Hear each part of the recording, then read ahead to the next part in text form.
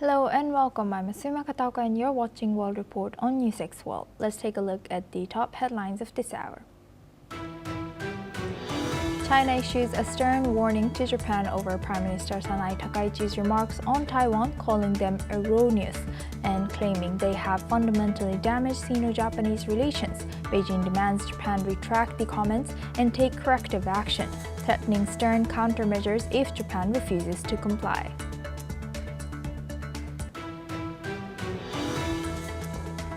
China will suspend imports of Japanese seafood as tensions escalate following Prime Minister Sanai Takaichi's comments involving China. China, which considers Taiwan part of its territory, has strongly condemned the remarks.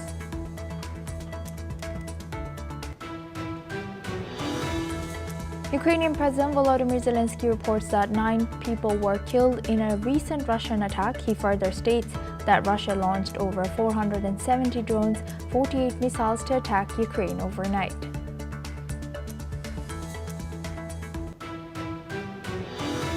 A new round of floods and landslides triggered by torrential rain in central Vietnam has killed at least 8 people.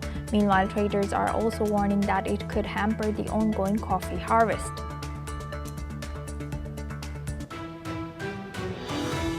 Meanwhile, Egypt's National Election Authority has annulled the results in 19 electoral districts across 7 governorates after identifying serious violations.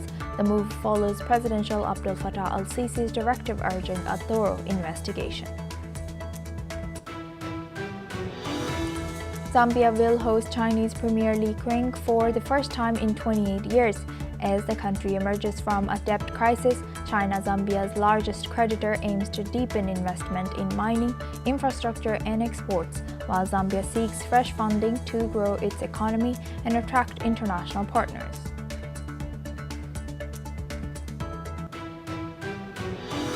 Trump has praised Syria's tremendous progress under President Ahmad al-Sharaa. He has said that lifting U.S. sanctions with support from Saudi Arabia and Turkey gives Syria a chance to recover and rebuild regional ties.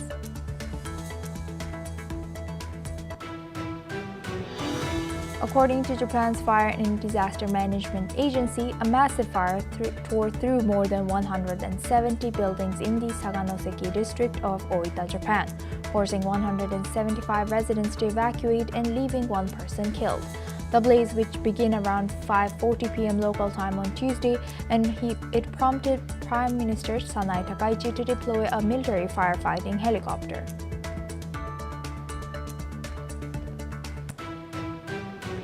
Now for this hour, we start with China and Japan. China has issued a stern warning to Japan following controversial remarks made by Prime Minister Sanai Takaichi on Taiwan. The Chinese Foreign Ministry has condemned the comments as erroneous and stated that they have fundamentally damaged the political foundation of Sino-Japanese relations. Spokesperson Mao Ning has urged Japan to retract the remarks and take concrete actions to acknowledge and correct its stance. If Japan refuses to do so and continues to make similar mistakes, according to China, China has warned that it would have no choice but to take stern and resolute countermeasures. Additionally, China has stated that even if Japanese seafood exports were allowed, they would face no market due to the current strained relations. Let's listen in. 据我了解，日方此前承诺履行输华水产品的监管责任，保障产品质量安全，这是日本水产品输华的先决条件。但是日方目前未能提供所承诺的技术材料。我还想强调的是，近期由于日本首相高市早苗倒行逆施，在台湾等重大问题上错误言论，引起中国民众的强烈公愤。当前形势下，即使日本水产品向中国出口，也不会有市场。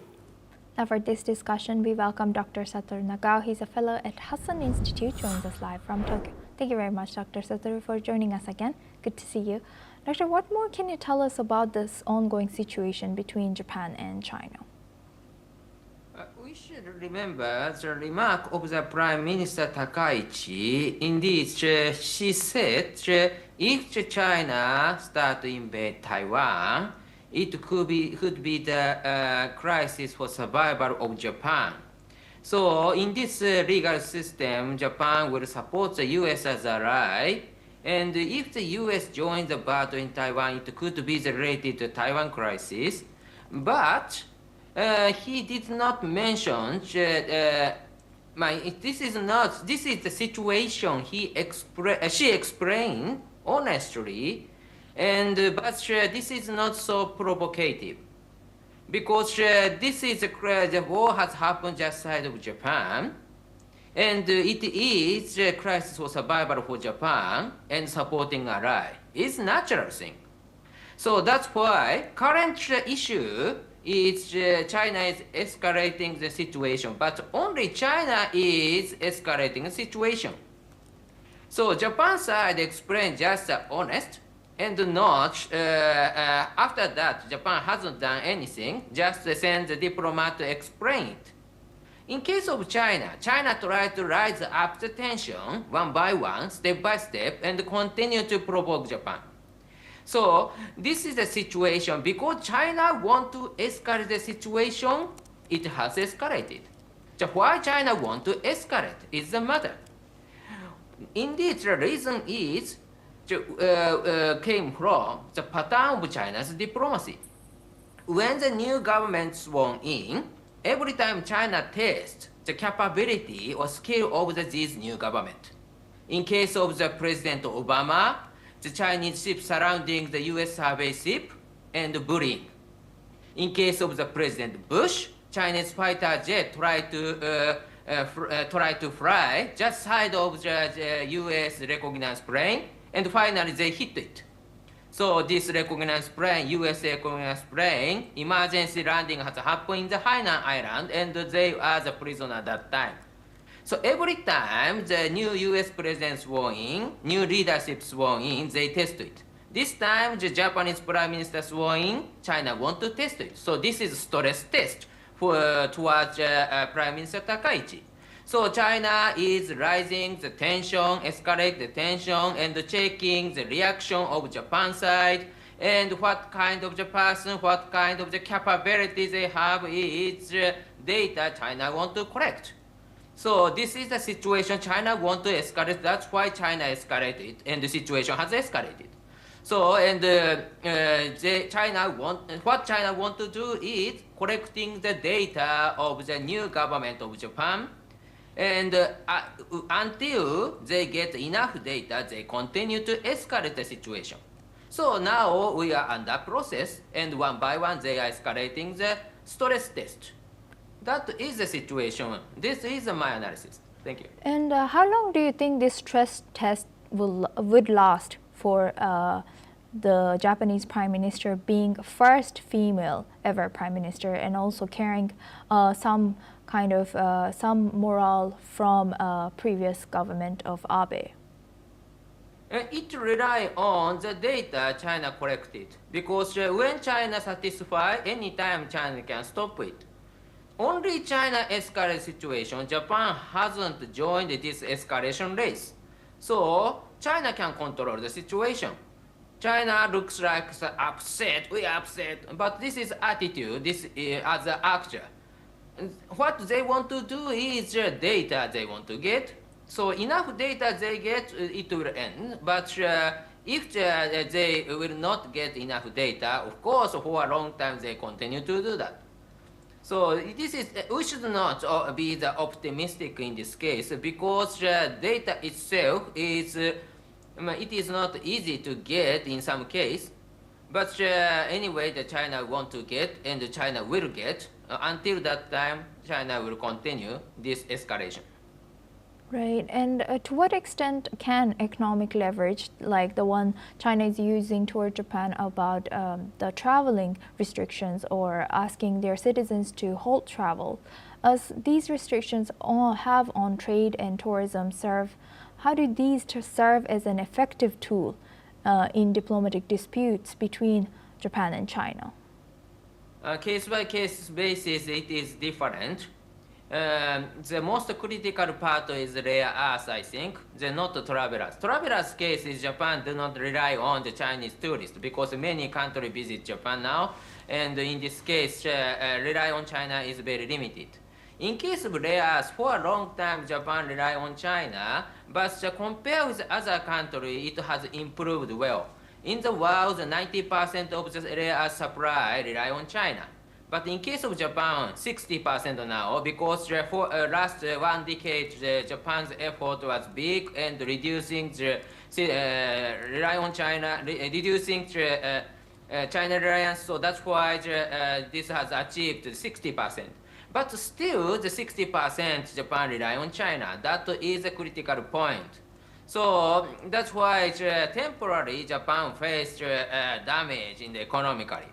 But in this case, China also faced damage, I think, because they are importing the many parts of the products from Japan.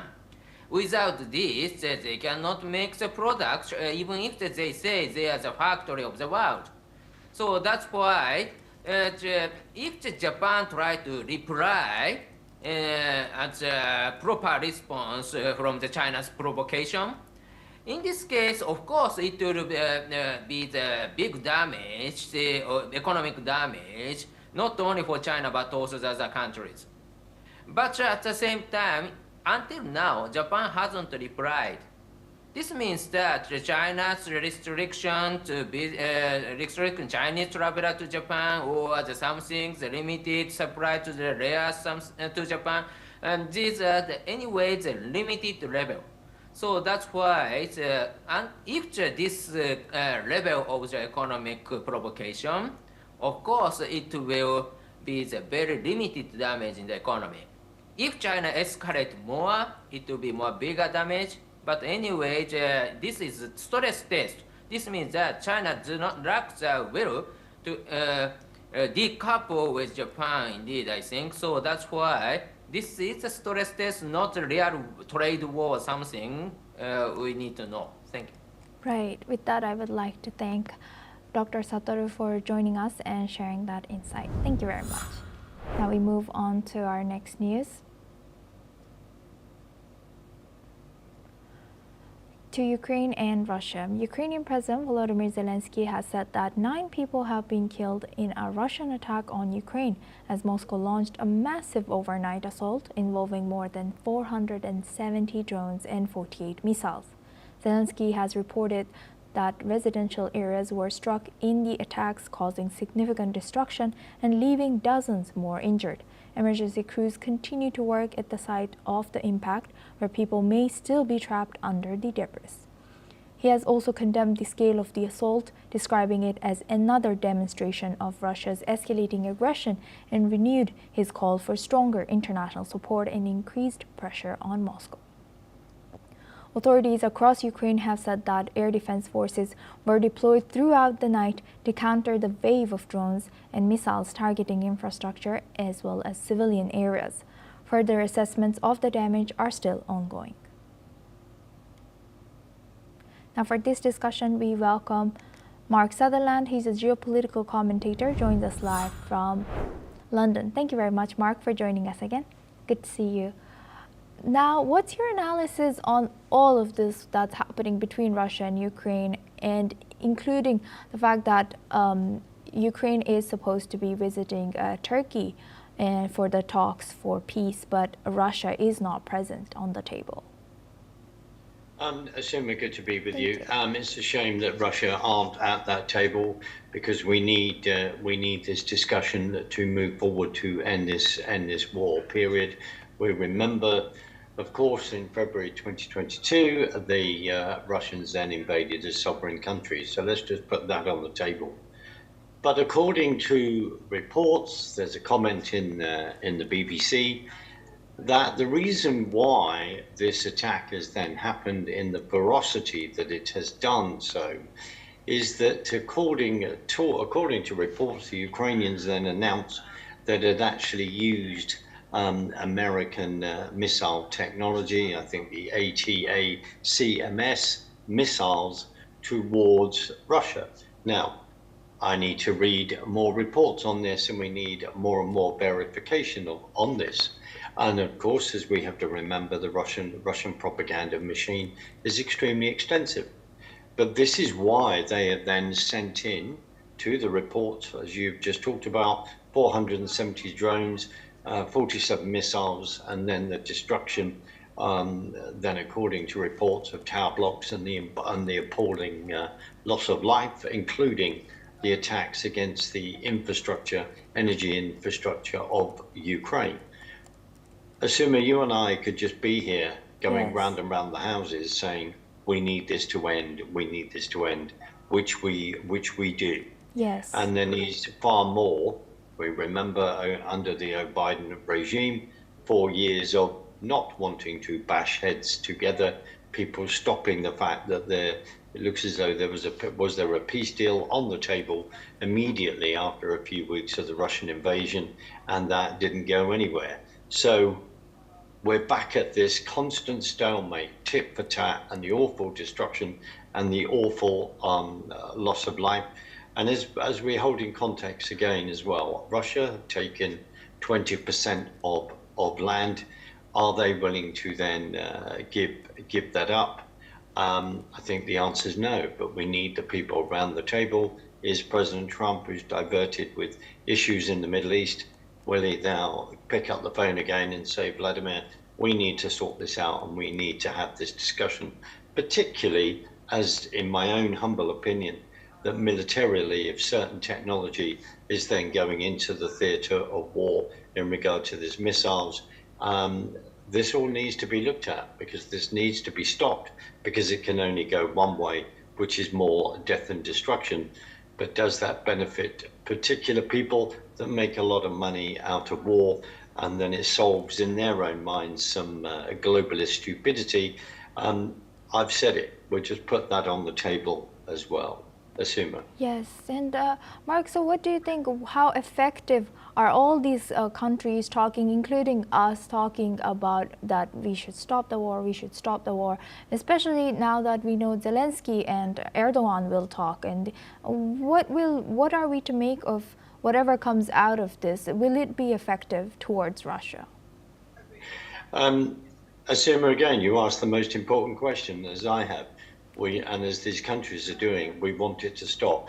But are they actually going to go through this layer by layer by layer, in fact, to actually to do that? We've constantly asked this. We reflect back on the last few years. We reflect back on since 2022. There seems to be, we're not concluding this at all. We look at the loss of life on the Ukrainian side, and the destruction. Yes, at times there's no doubt about it. They are holding the line, and NATO is having to then step up. We're then seeing their reports, of drones suddenly flying into areas like Romania, Moldova. We've seen, Russian jets have then gone into the air because they're then concerned about drone attacks and what's happening in their airspace, along with Poland and other European countries. My prayer is that constantly people will pick up the phone and go, we need to get everyone around the table and this needs to stop.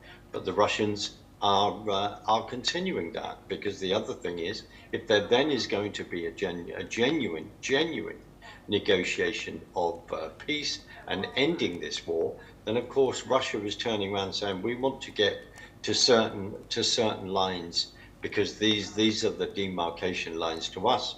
And we look at Crimea, we look at the Donbass, Donetsk area, and turn around and go, no, we're not giving up this land. This is what we want. We want this. This buffer zone. I think, yes, without sounding too obvious, in many ways the situation is far more complex than maybe people want to own up for and to deal with. We look in the past when there was very good relationships with Vladimir Putin, with the president of Russia, when there was good relationships with Russia. I think we have to look back and see how far south that has gone in a very, very quick time, Go back to 1994 when Clinton negotiated Ukraine, giving up weapons. We will defend you. We then go back to the Minsk agreements as well. We then have to have that honest discussion about NATO expansion, even if we look in history where Gorbachev was, that wasn't even on the table.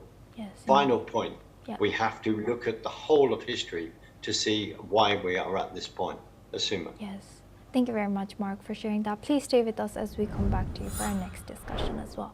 Now we stay in the region. Poland has temporarily closed the Rzeszów and Lublin airports early after the country's military scrambled jets in response to the ongoing Russian strikes on neighboring Ukraine. Authorities have said that the closures were implemented as part of standard airspace safety procedures during military aviation activity. According to Poland's air navigation agency, both airports have since resumed normal operations once the military activity concluded and the airspace was deemed safe. No incidents were reported during the temporary shutdown as well. Now we welcome back Mark Sutherland. He's a geopolitical commentator, joins us live from London. Thank you very much, Mark, for staying with us. As you were just telling me that, look, we have to look back at the history, and the history is shaping all this right now. What do you think what political implications are rising from this heightened military readiness in Poland? And how do you think this could influence NATO's deterrence posture as well? As we know that Poland recently also introduced military training for all its citizens, not just 18 and above boys. It introduced for all, and also knowing the history of Second World War of Poland. Understandably, they're deeply concerned when Russia flexes its muscles. We remember that it wasn't until 1989 that the wall came down as Stalin went west, and then the Poles went under the Iron Curtain, so to speak. We have to remember as well that between the First and Second World War, if I have my history correct, that's the only time that Poland over the last 250 years until recently then had the freedom and a democratic state. We're also concerned about when we see incidences on the bombing of train tracks, and we then have to get down to we have to find out who actually did that, as the accusation is. It was Russia. There was this provocation to then push things over the line. The last thing we want is an Archduke Ferdinand situation as in the First World War, and then all hell breaks loose within brackets. This, Asuma, as I say, you and I can sit here all day because we've said there is tit for tat. All of these issues are extremely, extremely serious, because then it means does actually someone push the wrong button, and before we know, there is a huge amount of escalation. And within NATO itself, it's then looking at how can it then rearm, how can we then provide and step up and spending more money on the military technology that is needed when European economies are not in a good place, and there are other needs in regard to their citizens that they are then looking at, whether that's having cheap energy, for argument's sake. There are then other concerns that European governments have, and what their economies then have to be pushing forward. Asuma, as I say respectfully, we can discuss this all day. The Russians turn around and say, well, there was a peace agreement on the table early 24. It's still there. Let's discuss this. Those discussions don't seem to be going on, as Lavrov has pointed out again as the foreign minister. We're also reminded of the fact that as we're coming to the end of 2025, then there is a 4-year anniversary, which is an awful anniversary, because we want this to end, that's happening next year in February of this war, and when Russia invaded Ukraine. Yes. Asuma. Yes. Thank you very much, Mark, for sharing all angles on this. Please stay with us as we come back to you for our next discussion as well. Now, moving on, NATO forces in Poland have stepped up training to counter the rising threat of low-cost Russian drones. Soldiers from the United States, the United Kingdom, Romania, and Poland recently took part in active military exercises that were held in the Nowa Dęba region of southeast Poland. This region has reportedly seen multiple Russian drone incursions in the last few months. Although several were intercepted, but NATO states still face a growing strain as they use high-cost air defense missiles against cheap, mass-produced drones. NATO commanders say that this approach is not sustainable and have been pushing for lower-cost defensive options, and that this is where the new training focus comes in. Additionally, U.S. Army Brigadier General Curtis W. King has stressed that their top priority is to develop low-cost sensors and weapons. Has further added that the systems recently tested in Poland operates at about 1/10 of the price of Russian Shahed-type drones and could provide a more cost-effective defense option. Let's listen into what more he has shared. You've heard of the Patriot. Obviously, we have Patriot missile systems. Those are great. Against ballistic missiles, cruise missiles. We want to be able to keep those systems to defeat cruise missiles and ballistic missiles. Even though they might be able to kill a Shahed, we don't want to focus them on a Shahed. We need systems at a much lower cost, and this gets us back to where we can have more quantity, as we talk, to defend more of your geographic area along your borders. You may not, because you just can't do that at the cost factor. Now, for this discussion, the training comes as Ukraine warns of a major rise in Russian drone output.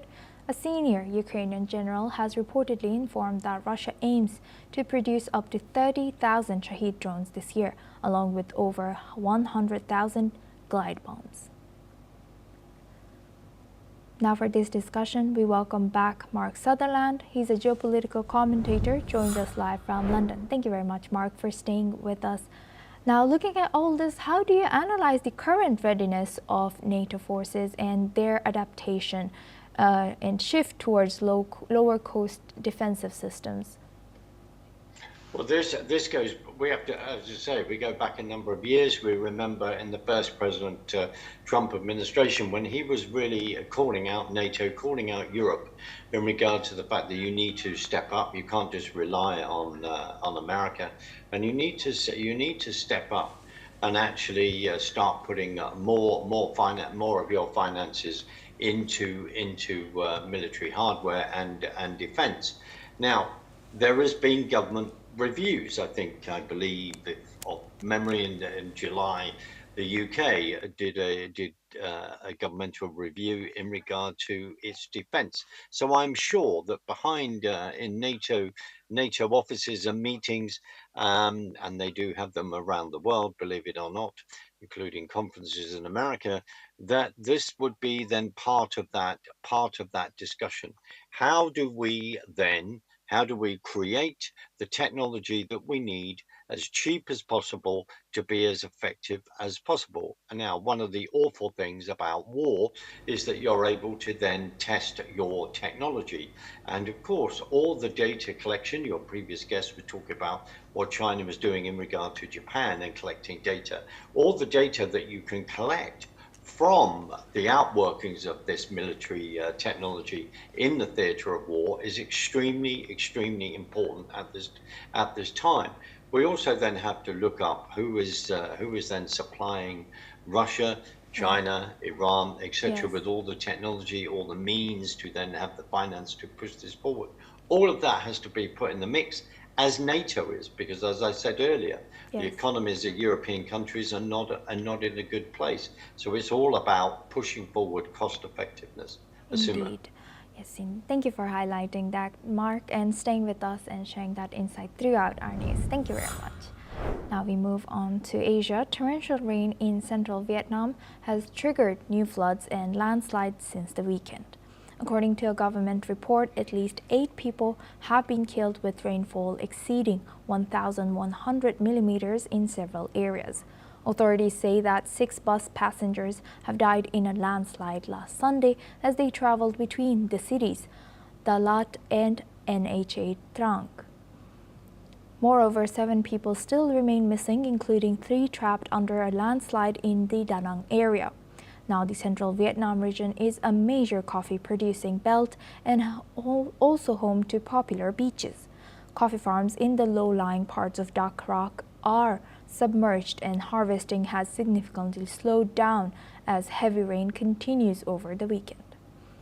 In Vietnam's Gia Lai province, flooding has forced schools to close, affecting about 26,000 students. The National Weather Agency has issued warning of more rain with the risk of further flooding and landslides across the region. Now we move on to Americas. Relatives of Venezuelan prisoners have demanded an official investigation into the country's detention centers after allegation of torture and forced disappearances. This comes as the protests unfolded outside the prosecutor's office in Caracas. According to the NGO Foro Penal, Venezuela currently holds around 882 political prisoners. Family members of several detainees reported that their loved ones have been subjected to severe abuse. The UN fact-finding mission has warned in September that political persecution has intensified since Venezuelan President Nicolas Maduro's disputed re-election last year, as his inauguration in January has prompted widespread protests, leading to approximately 2,400 arrests. Meanwhile, some locals have responded. Let's listen into what they have shared. No es posible que el fiscal general, que debería velar por los derechos y la protección de las víctimas, no se aboque a atender estas denuncias que hemos hecho reiteradas veces. Ni siquiera la Defensoría del Pueblo se ha pronunciado por todas las denuncias que hemos realizado sobre maltratos a los presos políticos, pero también por las amenazas a quienes son sus voces aquí afuera, como somos nosotros, los familiares, los defensores de derechos humanos y las víctimas. Bueno, somos maltratados por los custodios. Muchas veces llegan a tipos de revisiones que no deberían hacer. En cuanto a desnudez, hay desnudez que no es necesaria. Por ejemplo, yo lo vivo en el Rodeo 1. Cuando nosotros vemos a nuestros familiares detrás de un vidrio, hablamos por un teléfono y siento que no es necesario que nos manden a bajar los pantalones cuando no hay ningún tipo de contacto físico. Y siguen las desapariciones forzadas de personas detenidas recientemente. Es decir, ya se ha convertido en una política de Estado en el país el que la persona es detenida, se somete a desaparición forzada y cuando llega al centro de detención se le somete a un prolongado aislamiento. Tenemos a la fecha de hoy presos que tienen más de un año en aislamiento, es decir, no han recibido una sola visita, ni de familiares ni de abogados. That's all we have time for. Keep watching News 6 World for more news updates from around the world.